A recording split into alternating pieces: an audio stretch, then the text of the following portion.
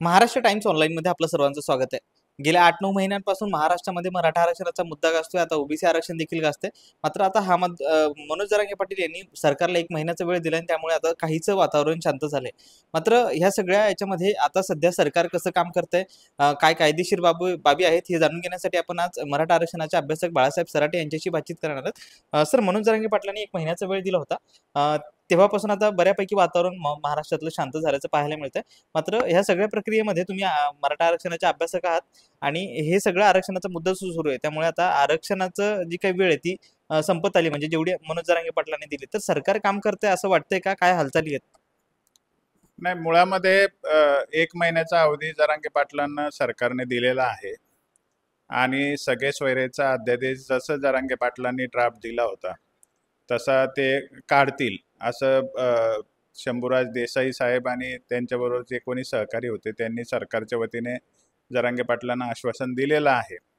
त्याच्यावर विश्वास ठेवायला काय हरकत नाही, कारण जरांगे पाटील हे मराठा समाजाचे नेते आहेत आणि त्यांचं सरकारशी जे काही ठरलेलं आहे ते जोपर्यंत ती तारीख जात नाही तोपर्यंत तरी आपण त्याच्यावर अविश्वास दाखवण्याचं काही कारण नाही. राहिला प्रश्न असा की सरकार काय करतंय का, तर मला असं कळलेलं आहे की सरकार तो जो ड्राफ्ट आहे तो ड्राफ्ट जसाच्या तसा मंजूर करून त्याचा अध्यादेश काढण्याचाही प्रयत्न करतंय आणि त्या ड्राफ्टच्या बद्दल सरकारचं असं मत आहे की त्याने काय 2017चा जो अमेंडमेंट केली होती रूल्समध्ये त्याच्यात आणि त्या ड्राफ्टमध्ये फार काही अंतर नाही आहे.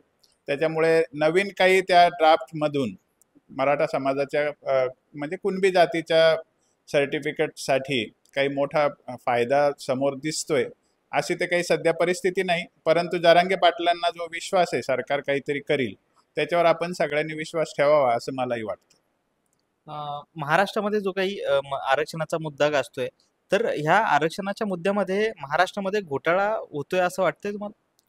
हां, हे आमचं सगळ्यांचंच मत आहे. एवढंच नाही तर घोटाळा कसा झालेला आहे त्याला आम्ही घटनात्मक फ्रॉड असं म्हटलेलं आहे आणि कोर्टामध्ये गेल्या 5 वर्षापासून आमची त्या ठिकाणी याचिकाही प्रलंबित आहे माननीय उच्च न्यायालयाकडे.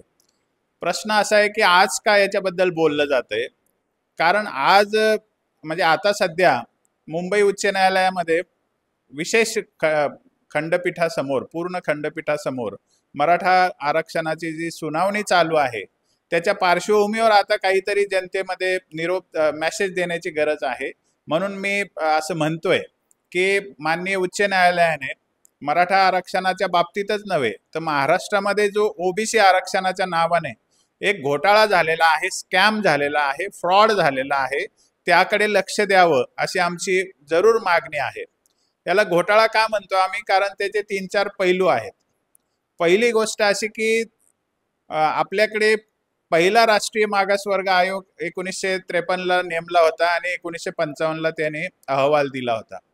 त्या आयोगाच्या अहवालामध्ये मराठवाड्यातल्या आणि विदर्भातल्या आणि मुंबई राज्यातल्या अशा एकूण 651 जातींना मागासलेलं ठरवलेलं होतं आणि सरकारकडे हा एक अहवाल उपलब्ध होता की ज्याच्यातून मागासलेल्या वर्गाची यादी करायला मदत झाली असती. सरकारने जी बीडी देशमुख समिती नेमली होती त्यांचा 1964ला अहवाल आला.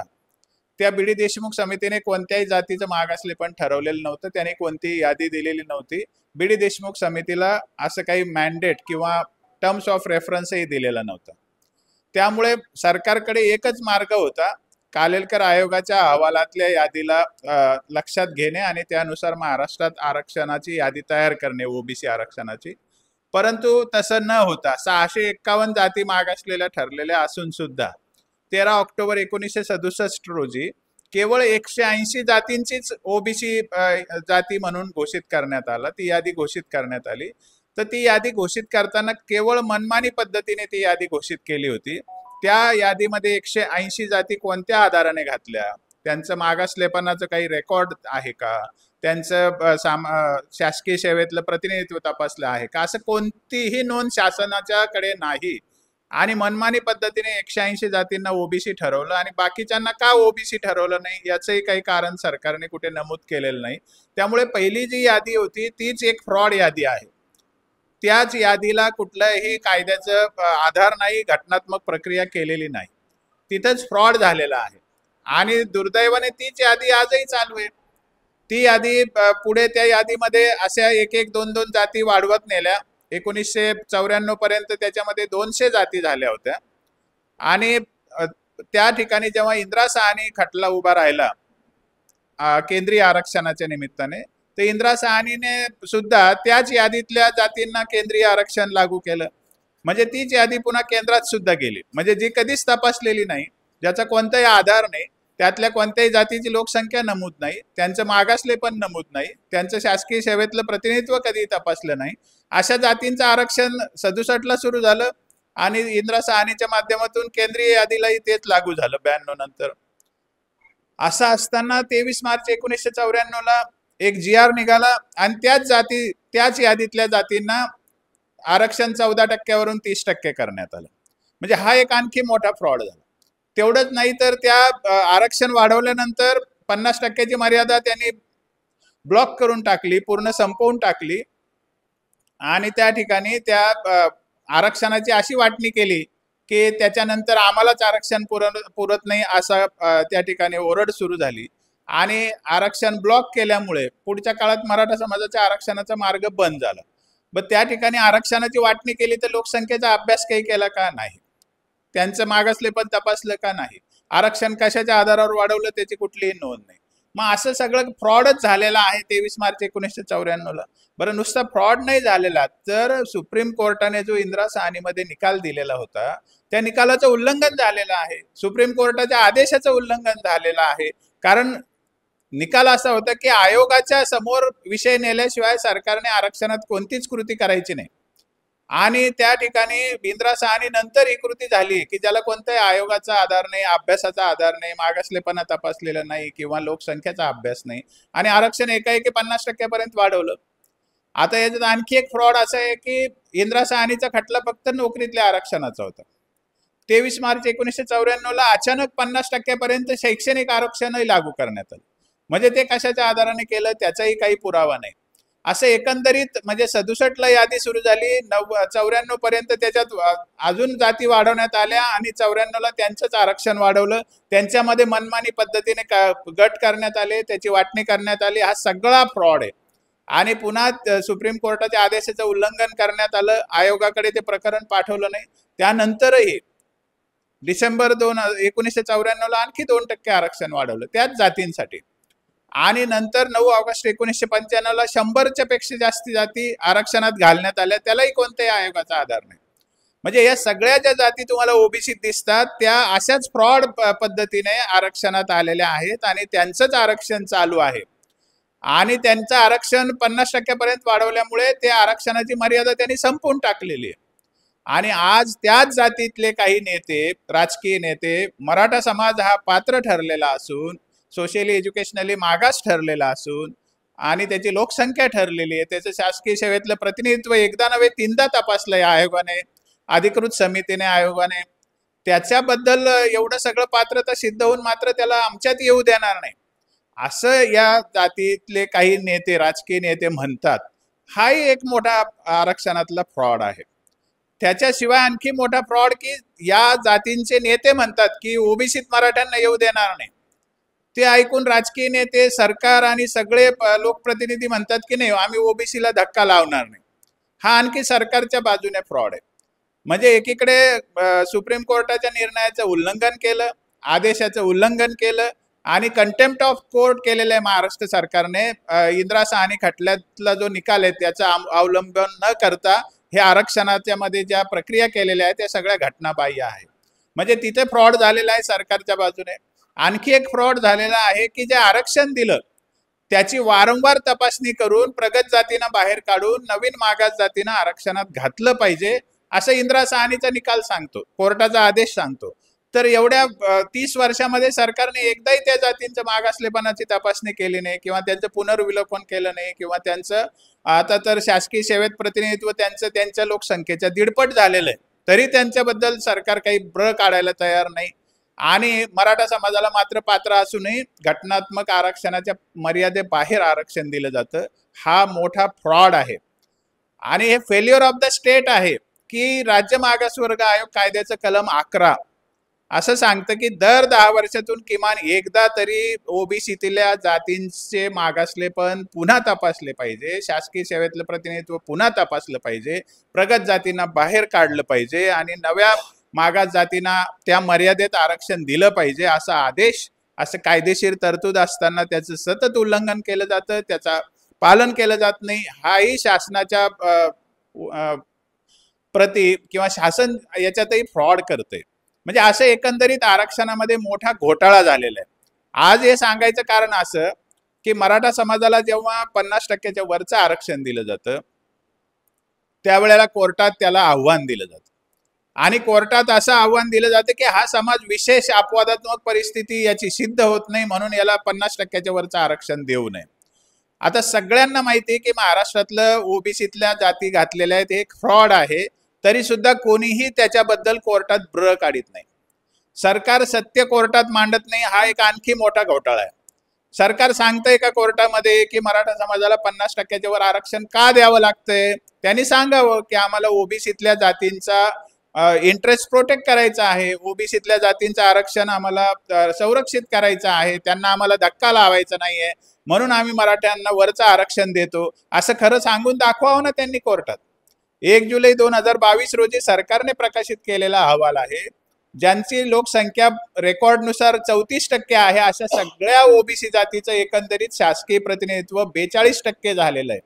म्हणजे त्यांच्या लोकसंख्येच्या प्रमाणापेक्षा जास्ती प्रतिनिधित्व झालेलं आहे आणि तरी सुद्धा त्यांच्यामध्ये मराठा समाजाला न घालता घटनात्मक मर्यादेबाहेर जेव्हा आरक्षण दिलं जातं तर कोर्टाला खरं सांगितलं पाहिजे का द्यावं लागतंय, की याच्या मागे एक राजकारण आहे, आम्हाला राजकीय समीकरण आडवे येतात, आम्हाला ओबीसी जातींना दुखवायचं नाहीये, आम्हाला ओबीसीचे हितसंबंधाचं रक्षण करायचं आहे कारण ते आमचे मतदार आहेत, असं कोर्टाला खरं सांगावं ना. मग सरकारने ते खोटं सांगतात, कोर्टाला अधुरी माहिती देतात आणि मग कोर्ट म्हणतं मराठ्यांचं कुठे विशेष अपवादात्मक परिस्थिती आहे.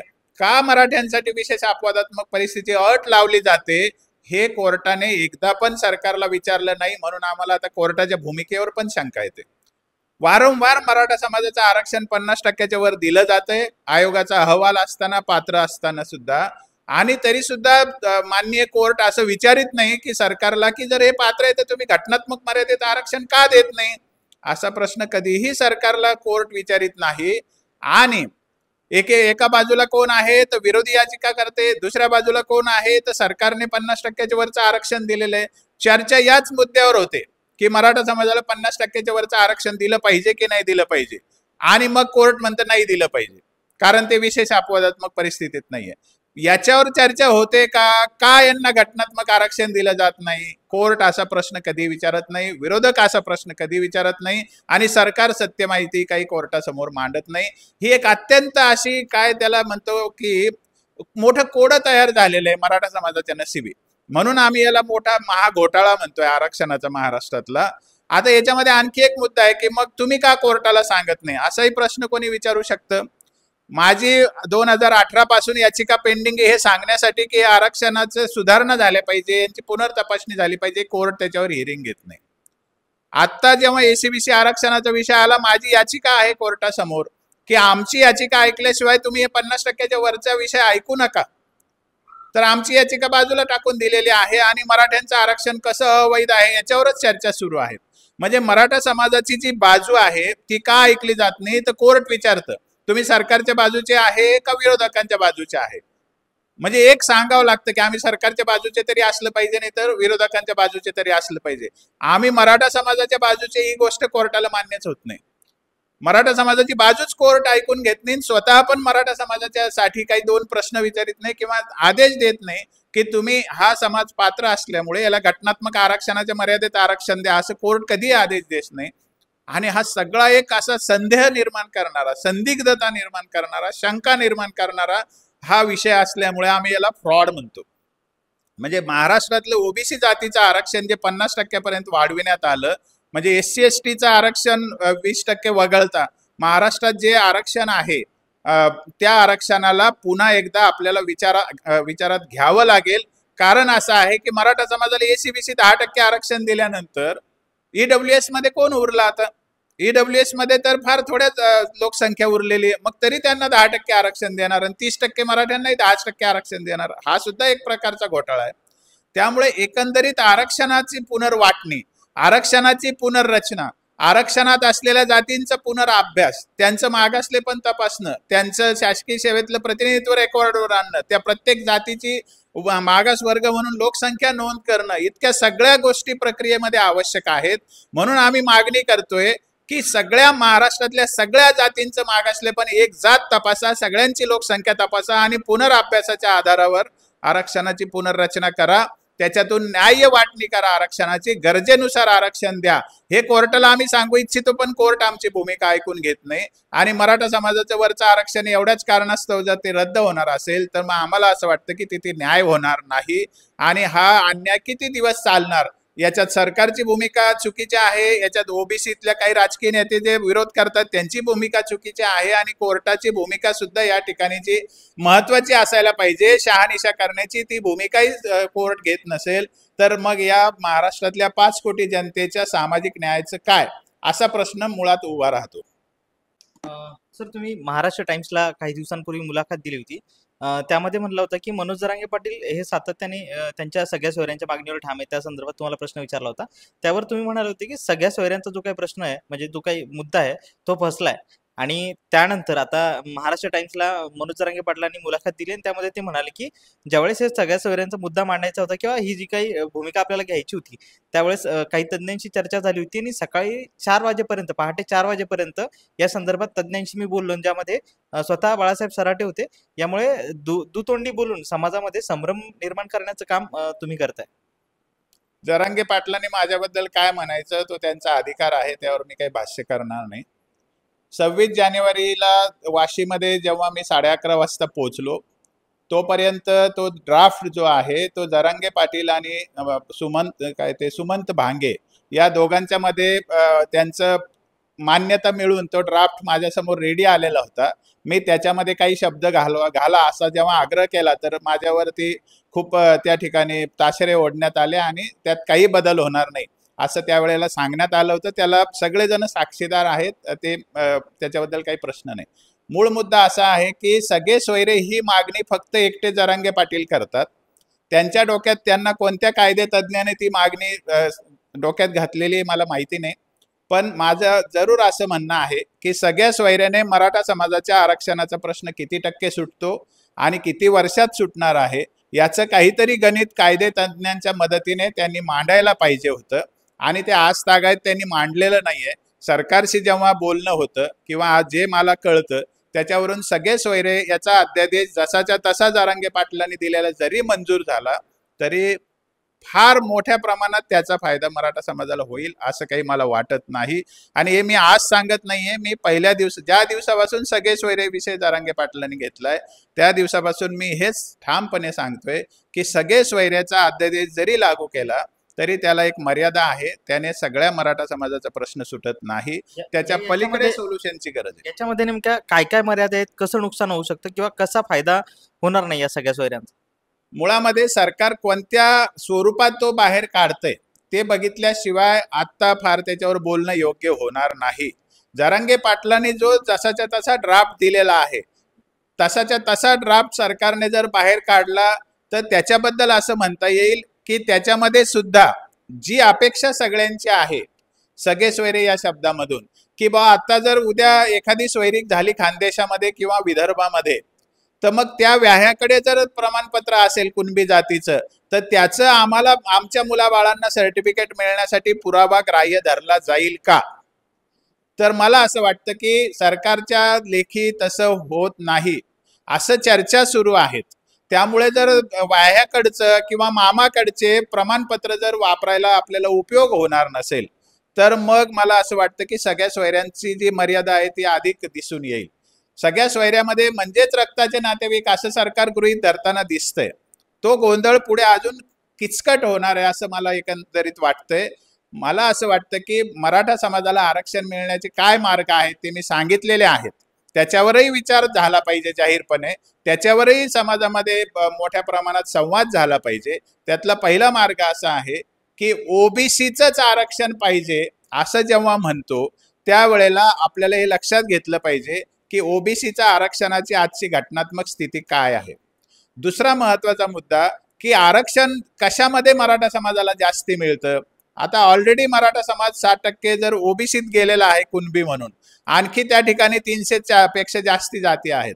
मग ईडब्ल्यूएस मध्ये जर कमी जाती असतील आणि त्यामध्ये सरकार जर जास्ती वाढून देणार असेल आरक्षण, तर मला असं वाटतं त्याने सगळ्या मराठा समाजाचा प्रश्न सुटतो. ईडब्ल्यूएस जर 20% झालं आणि मराठा मुस्लिम उरलेले म्हणजे आरक्षणाबाहेरचे मुस्लिम, लिंगायत किंवा ब्राह्मण किंवा मारवाडी अशा ज्या थोड्या जाती त्यात राहतात, त्याच्यानुसार मराठा समाजाचा आरक्षणाचा फायदा वाढू शकतो. आम्ही म्हटलं की बाबा ओबीसीतच घालायचं, तर महाराष्ट्रापुरतं बोलून कशाला, केंद्रीय यादीचाही विचार मांडला गेला पाहिजे ना, कारण आरक्षण केंद्रातलं सुद्धा महत्वाचं आहे. म्हणून आम्ही म्हणतो की केंद्रीय एसीबीसी मध्ये आरक्षणात 27% मराठा समाजाला घातलं पाहिजे, कारण तिथे तर 50%ची मर्यादा ओलांडण्याचा काही प्रश्न नाहीये. अशा अन्य मार्गाने लवकरात लवकर प्रश्न सुटून आजच्या घडीला मराठा समाजाच्या मुलांना जास्ती फायदा होऊ शकतो आणि लॉंग टर्म मध्ये पण दीर्घ काळात सुद्धा मराठा समाजाला ईडब्ल्यूएस 20% आरक्षण महाराष्ट्रात आणि केंद्रीय एससीबीसी मध्ये जाणं जास्ती फायद्याचं ठरणार आहे असं माझा अभ्यास सांगतो. आणि मला जे अभ्यासाअंती कळतं ते मत मी मांडत असतो. ते कोणी स्वीकारायचं नाही स्वीकारायचं हा ज्याचा त्याचा प्रश्न असतो. तुम्ही मराठा आरक्षणाचे अभ्यासक आहात आणि आंदोलनाचं जर बघितलं आता तर हे आंदोलन पहिल्यांदाच एवढं मोठं झालंय, म्हणजे यानंतरही होणार नाही असं सांगितलं जातंय. त्यामुळे मग एवढी ताकद जर आता लागलेली असेल तर तुम्ही ही जे मुद्दे आहेत किंवा ह्या सगळ्या सोयऱ्यांमुळे जे काही नुकसान होणार आहे त्या संदर्भात मनोज जरांगे पाटलांसोबत चर्चा करणार आहात का पुन्हा? माझा प्रयत्न आहे, त्यांना मी काही निरोपही पाठवलेले आहेत. माझा प्रयत्न जरूर आहे त्यांची भेट घेण्याचा. त्यांनी भेट दिली तर मी त्यांच्याशी चर्चा करीलच, त्यात काही शंका घ्यायचं काही कारण नाही, कारण मी समाजाचा घटक आहे आणि ते आमचे नेते आहेत. त्यामुळे जरांगे पाटलांशी चर्चा करण्यात मला काही अडचण नाही आहे. ते किती ऐकतील नाही ऐकतील तो त्यांचा विषय, त्याच्याबद्दल मला काही म्हणायचं नाही. पण मला जे वाटतं ते मी चर्चा करत असतो, जरांगे पाटलांशी करत असतो. अन्य पण भरपूर कार्यकर्ते आणि अभ्यासक आहेत, वकील आहेत, त्यांच्याशी मी चर्चा करत असतो. आणि समाजाचं भलं व्हावं हीच जरांगे पाटलांची भूमिका आहे, आमची पण तीच भूमिका आहे. त्यामुळे त्याच्यात काही विरोधाभास आहे असं काही मला वाटत नाही. पुन्हा एक वेळेस त्याच प्रश्नाकडे येतो की मनोज जरांगे म्हणतात की मी तुमच्यासोबत बैठक घेतली होती, त्या बैठकीमध्ये हे जे जे त्या पद्धतीने सांगतात की तुम्हाला जे विचारूनच हे सगळं म्हणजे तज्ज्ञांना विचारून किंवा तुम्ही त्यामध्ये होता त्यामुळे तुम्हालाही विचारून हे सगळं झालंय, तर त्यामध्ये खरंच तथ्य आहे का आणि कधी हे घडलं होतं? तुम्ही वारंवार तोच प्रश्न विचारल्याने माझं उत्तर काही बदलणार नाही. आणि जरांगे पाटलांच्या आणि माझ्यामध्ये काही मतभेद आहे असं काही मला वाटत नाही. फक्त वस्तुस्थिती एवढीच मी सांगेन की 26 जानेवारीला रात्री 11:30 वाजता मी वाशीच्या त्यांच्या मुक्कामी पोहोचलो होतो.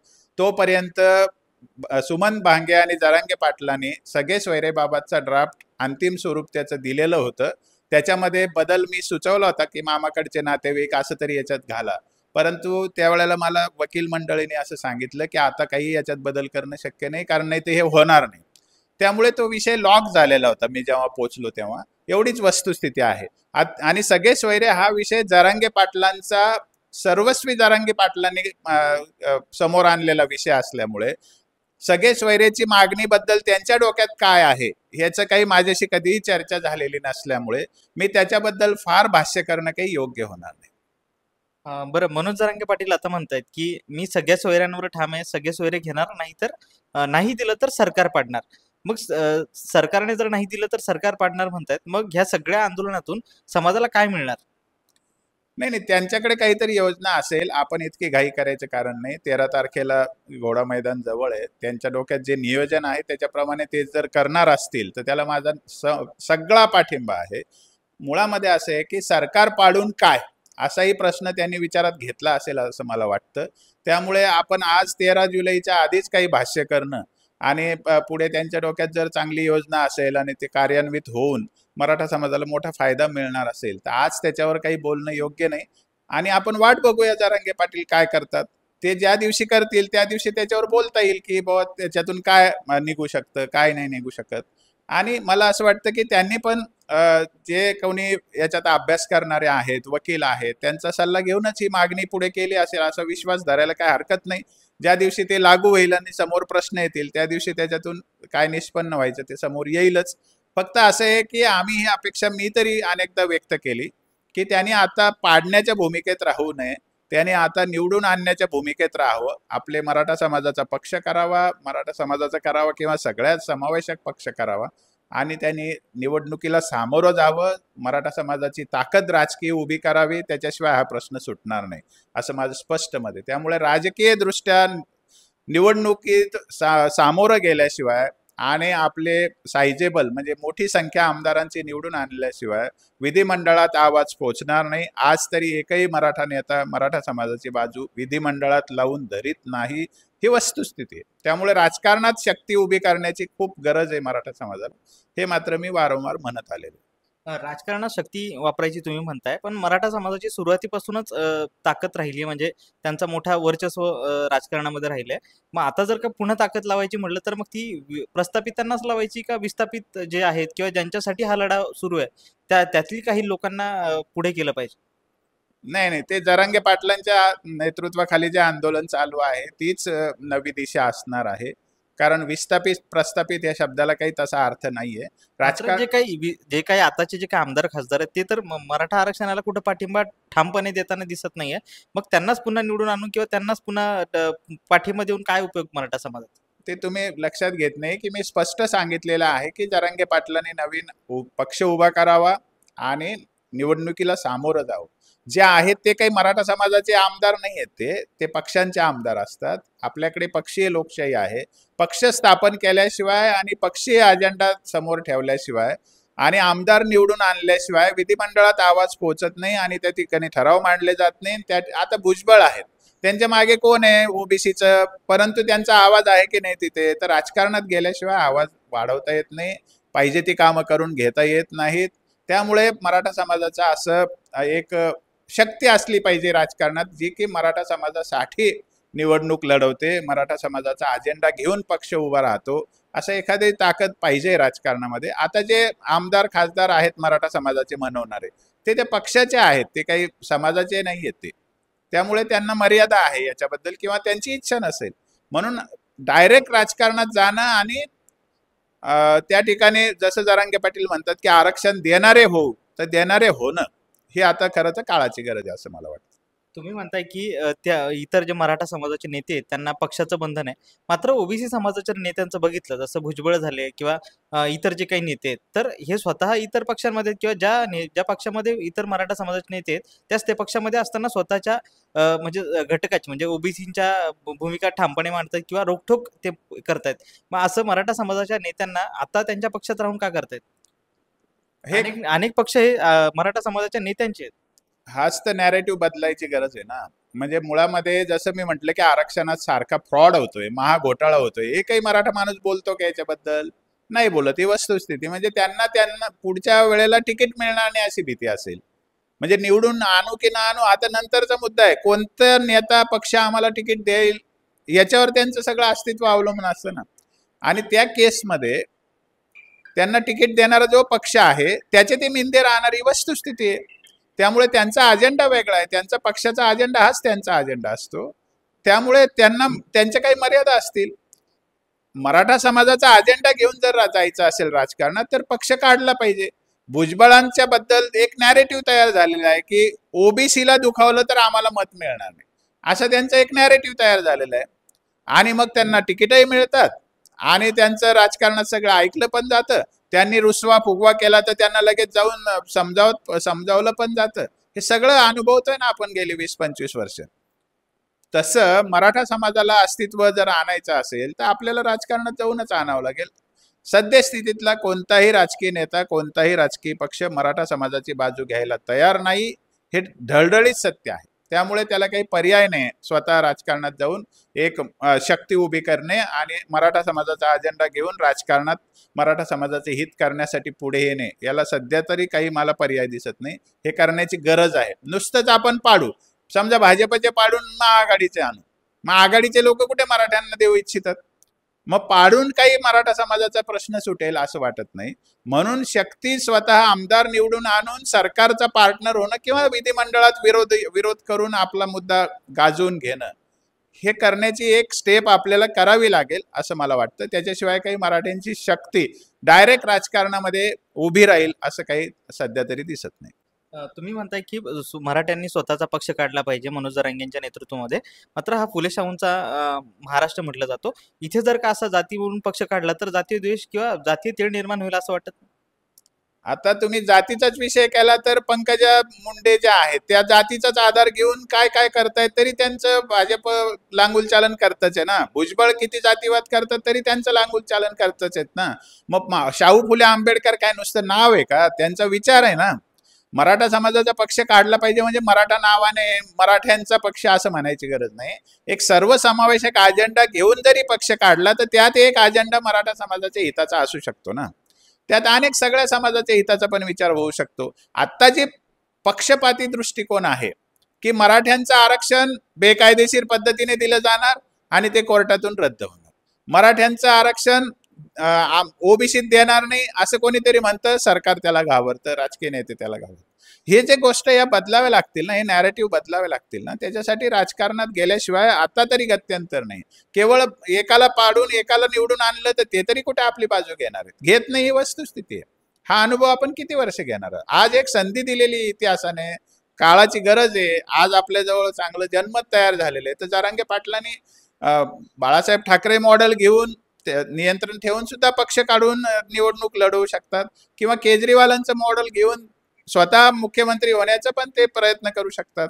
त्याला सगळ्या समाजाचा आणि समावेशक भूमिका घेतल्यामुळे सगळ्या छोट्या मोठ्या जातींचा, दलित मुस्लिमांचा पण समर्थन मिळेल. आणि साहजिकच महाराष्ट्राला एका नव्या आघाडीची, नव्या पक्षाची गरज आहे. नव्या दमाचा पक्ष पाहिजे महाराष्ट्राला. तेच तेच ते सडेल पक्ष, सडेल प्रवृत्ती, सडेल अजेंडा याच्यावर कंटाळलेले आहेत लोक आता. त्यामुळे चांगला आशावाद ठेवून आपण पुढे जाऊ शकतो. मनोज जरांगे पाटलांचं आता जवळपास वर्ष होते आंदोलन सुरू आहे. या आंदोलनातून काय मिळवलं असं बोलताना जरांगे पाटील म्हणतायत, किंवा ओबीसीतूनच आरक्षण मिळवलं याबद्दल टीकाकारांना मनोज जरांगे पाटील म्हणतायत की मी कुणबी नोंदी मिळवल्यात, विद्यार्थ्यांना मोफत शिक्षण असो, वसतिगृह असो, या सगळ्या गोष्टी माझ्या आंदोलनातून मिळवल्यात. तर मनोज जरांगेंचं आंदोलन आणि त्याचं यश याचं विश्लेषण तुम्ही कसं करा? याबद्दल मी आता बोलणार नाही, आणि आंदोलन चालू असताना बोलणं उचित नाही. मला जेव्हा बोलायचं, जिथे बोलायचं योग्य ठिकाणी मी ते नक्की बोलेन. पण ते काय असं जाहीर बोलून समाजामध्ये वाद उभे करणं हे काही माझी भूमिका नाही. जरांगे पाटील आमचे नेते आहे, एवढंच मी या निमित्ताने सांगतो. त्यांना काही सांगायचं असलं तर मी त्यांच्याशी बोलू शकतो थेट. त्यामुळे मला मीडियातून काही बोलावं असं काही वाटत नाही. मनोज जरांगे पाटलांनी 13 तारखेचा अल्टिमेटम दिलाय, आणि या 13 तारखेपर्यंत जर का मागणी मान्य झाली नाही तर नावं घेऊन पाडणार असं मनोज जरांगे पाटील म्हणतायत. मग गरजू मराठ्यांचा मुद्दा घेऊन सुरू झालेलं हे आंदोलन आता राजकारणाकडे वळतंय असं तुम्हाला वाटतंय का? लोकशाहीमध्ये निवडणूक प्रक्रियेला सामोरं जाणं हा काही गुन्हा नाही. जर आरक्षण मिळणं हे लोकशाही प्रक्रियेतूनच होणारी गोष्ट असेल आणि सरकारमध्ये गेलेले लोकच आरक्षण देऊ शकत असतील आणि समाजाचं हित करणं शक्य असेल, तर लोकशाही प्रक्रियेतून निवडणुकीला सामोरं जाणं, निवडणुकीमध्ये भूमिका करणं ही एक अपरिहार्य गोष्ट आहे. त्यामुळे जरांगे पाटील जर म्हणत असतील आम्ही पाडू, तर त्याच्यामध्ये गैर काय? कारण शेवटी आंदोलन करताना धमकी द्यावी लागते, आंदोलन करताना सरकारला काहीतरी भीती दाखवावी लागते. राजकीय मतांची भीती दाखवणं, राजकीय निवडणुकीत तुम्हाला आम्ही पराभूत करू हे म्हणणं, हे नेतृत्वाचा आवश्यक भाग असतो. त्यात गैर काय? जरांगे पाटलांनी धमकी दिली तर बरोबरच आहे, पाडलंच पाहिजे. कारण ते आमच्या मागणीकडे लक्ष देत नाही ना. ते आले का संवाद करायला?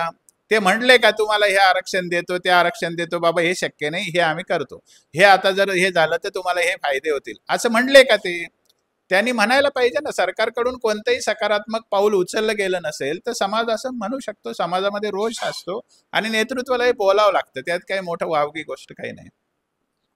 नक्कीच. तर हे होते मराठा आरक्षणाचे अभ्यासक बाळासाहेब सराटे यांनी सांगितलं की जर का आंदोलनातून यश मिळत असेल तर सरकारला धमकी दिली पाहिजे. जर सरकार ऐकत नसेल तर समाजाला ही भूमिका घ्यावी लागत असते, आणि मराठा समाजाला न्याय मिळवायचा असेल तर मनोज जरांगे पाटलांच्या नेतृत्वामध्ये स्वतंत्र पक्ष काढला पाहिजे, आणि त्यातून मराठा समाजासह इतर जे काही समाज घटक आहेत त्यांना न्याय मिळवून दिला पाहिजे. त्याचबरोबर जी काही चर्चा झाली होती, मनोज जरांगे पाटील म्हणत होते की माझ्यासोबत चर्चा म्हणजे बाळासाहेब सराटे यांच्यासोबत चर्चा झाली आणि त्यानंतर आता ते दोन तोंडांनी बोलतात. मात्र अशी कुठली चर्चा त्या मुद्द्यावर झाली नसल्याचं त्यांनी सांगितलंय. सुशील राऊत, महाराष्ट्र टाइम्स, छत्रपती संभाजीनगर.